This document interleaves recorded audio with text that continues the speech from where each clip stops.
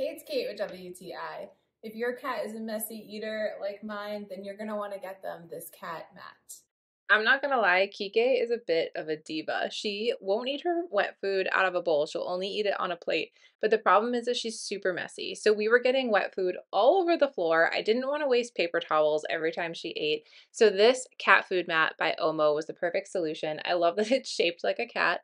You can see how grubby it gets because she's such a messy eater. She usually licks the food up, but there's still like some food debris and some cat fur. So it's really easy for me to just go ahead and grab that and then give it a quick rinse, a quick wash. It becomes clean so easily because it's silicone, dries easily. So it is no fuss. I'm able to have a nice clean mat for her, a nice clean surface, keeps the floor clean, keeps me happy. And of course, Kike is still able to enjoy her wet food off of a plate like she prefers. This little mat keeps Kike happy because she's getting her food, and it keeps me happy because it's keeping the mess down to a minimum and is super easy to clean up.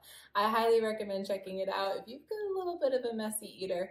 That's just our point of view.